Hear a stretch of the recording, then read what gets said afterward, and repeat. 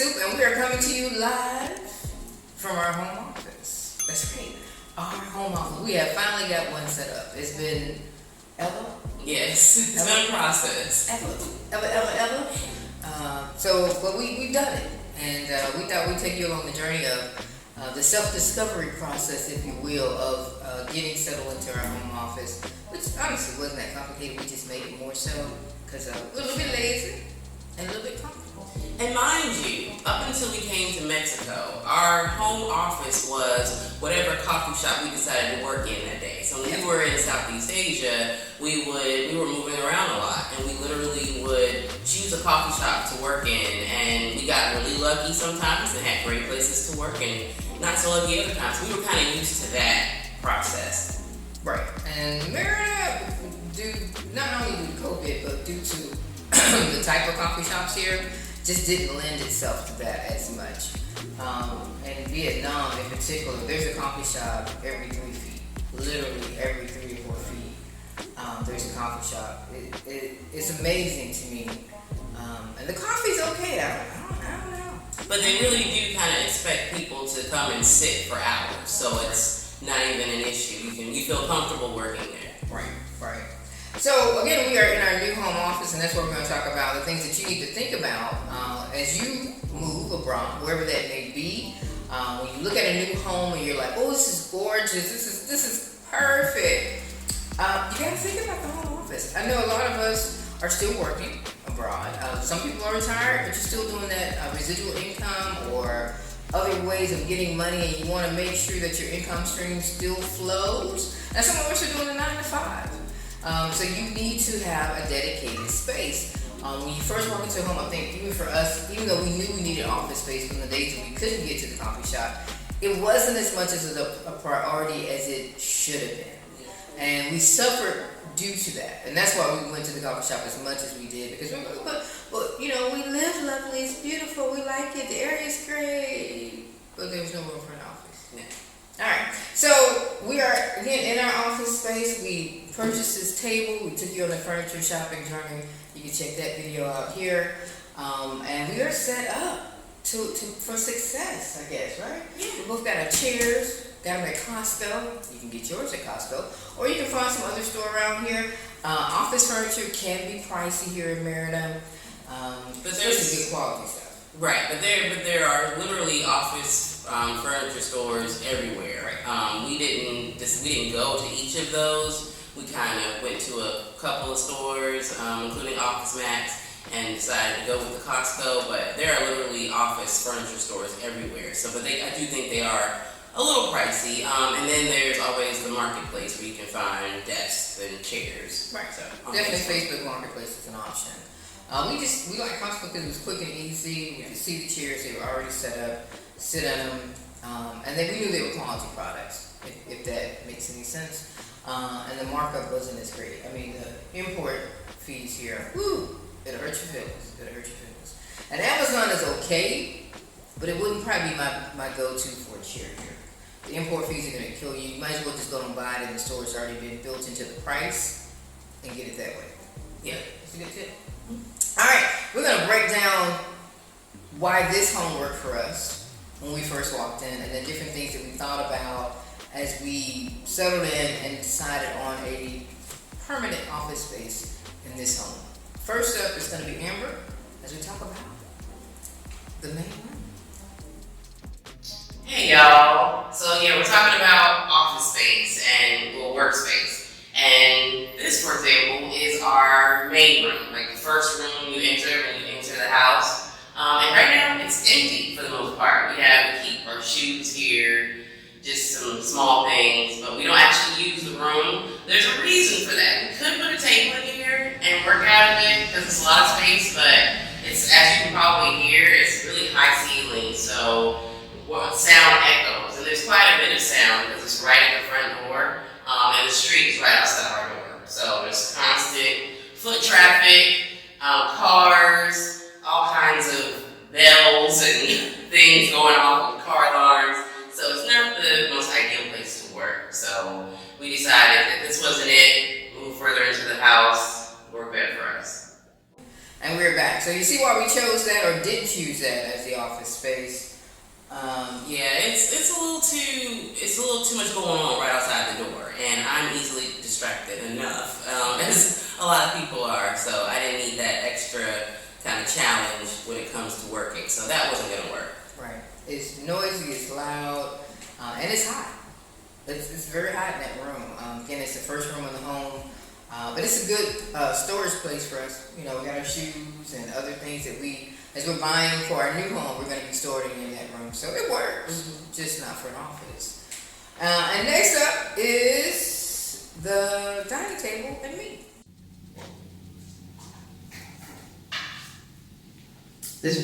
As you can see, this beautiful long dining table. We love this anyway. This is gorgeous. But for a workspace, it's okay. We're not too far from the room that Amber was in first. We still hear the noise, and the ceilings aren't as high in this room in particular, but the echo is still there. So again, the noise factor. Also, there's no AC in this entire stretch of the home. So around 2, 3 o'clock in the afternoon, when the sun is at its strongest here, this room is just not the most comfortable one to be in for working, for living, for anything. For a 30-minute breakfast, lunch, or dinner, this table is great. For long-term work, for anything more than a couple of hours, depending on the time of day, this may not be the solution for you. For long-term, for short-term, this may be something that will work for you. So when you're looking at getting into a new home, be it in Merida or anywhere in the world, these are the things that you got to think about when you're looking at work spaces. Is something in the home going to work for you short-term till you get in, get settled, and you can get something long-term, or is there something already there that will work long-term for you? Again, this works short-term for us for a little bit. The chairs are good for, again, 30 minutes or so, but after that, the tush don't love me no more. These hard chairs, I'm getting a little bit older, I need some cushion for the tushing. So this doesn't work long-term, but short-term, this is a good fit. Purposely, came into a furnished home, so we accepted the furniture that's here. So we're not so much inclined to just buy a whole bunch of different chairs for all the different seating areas. Right. But it works, for short periods of time. Right. And if you have a chair like we have the new office chairs, we could easily roll them out there if we wanted to just work out there. If we had people over and we were doing a work group, which some people do remotely, when you live abroad, you get together, you work in an office space together, or a coffee shop, co-working. So if people wanted to come over here and co-work with us for a few hours, that would be the place that we would do it at. And I would roll my chair out there, and they could sit in green chairs. Your manager chair? My manager chair. That's what they call it at Costco. My manager chair. That's what we call it because. But I've been a manager, so anyway, I digress. Next up is the outside. How do you work outside, Amber? Yay! So I love being outside, and to me, like, working a remote job, not working in an office, gives you the luxury to do that if you want to be outside because you love being outside. And it's great. Like, I've used our space, our little courtyard space, as a workspace before, like when we first moved in. But we also moved in here and it was much cooler in the year. And it's gotten progressively hotter. So it's got to a point where I just really could not do that anymore. It wasn't even an option. The computer doesn't like it. I don't like it at my age at this point. So really I had to, find a space in the house that was going to work for both of us, really, that was going to be cooler and just more comfortable, actually. So it was nice for a little while, but it ain't no long-term solution. Yeah, so I worked remote jobs even before we started traveling, just freelancing gigs. And so I am accustomed to, taking my computer with me on the go, working in a park or working, wherever I have Wi-Fi. So I tried to work outside because I love our space, but, ooh, y'all, it's hot. It gets hot here. So don't think that's going to be, your space, your working space. It's not. No matter how much you love the outdoors. I didn't even bother trying. I'm just not built for that type of heat. Amber would sit out there in 90-degree weather for hours, literally hours. She had her mosquito stuff going, she had her headphones on, or her music blasting, and she worked. And then she'd come in and complain about how hot it was, and then she'd go back outside. And then, you have to really worry about your equipment, though. And that's what I kept telling her. I said, you're frying your computer. I said, when it dies, don't come talking to me, but can I use your computer today because mine done overheated and we got to ship one in because computers here are pricey. And they have the Mexican keyboard and all that stuff like that, or the Spanish keyboard.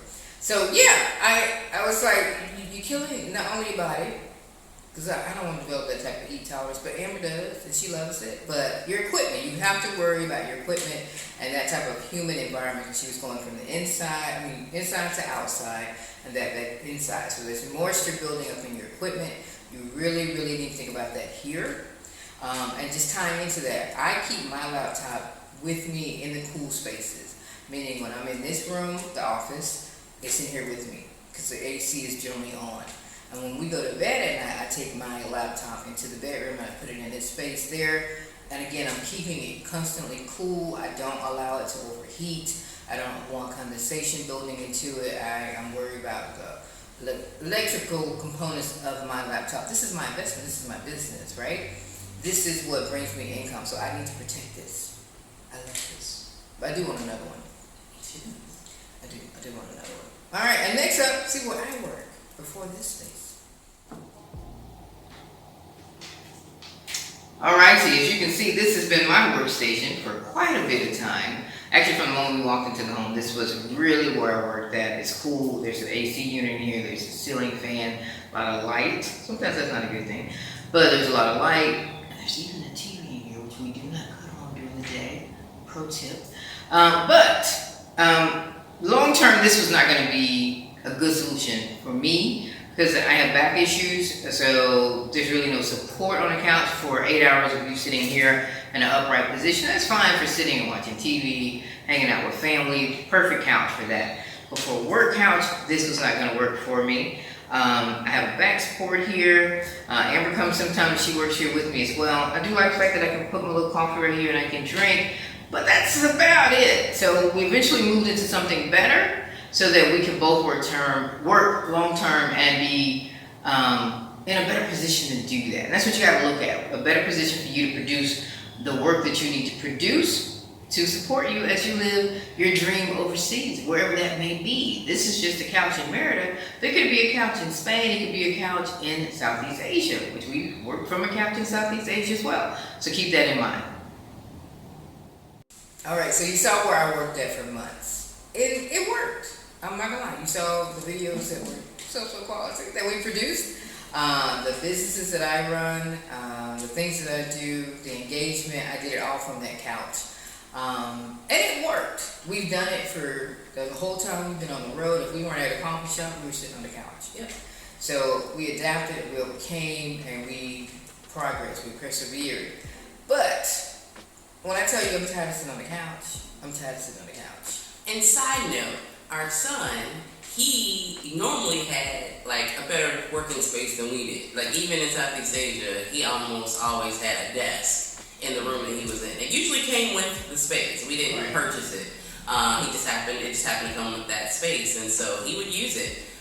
So here is when we actually had to buy a desk for his room. But yeah, he's always had like a little dedicated workspace, which is awesome. Right. It's great to have. Right, because he does school online.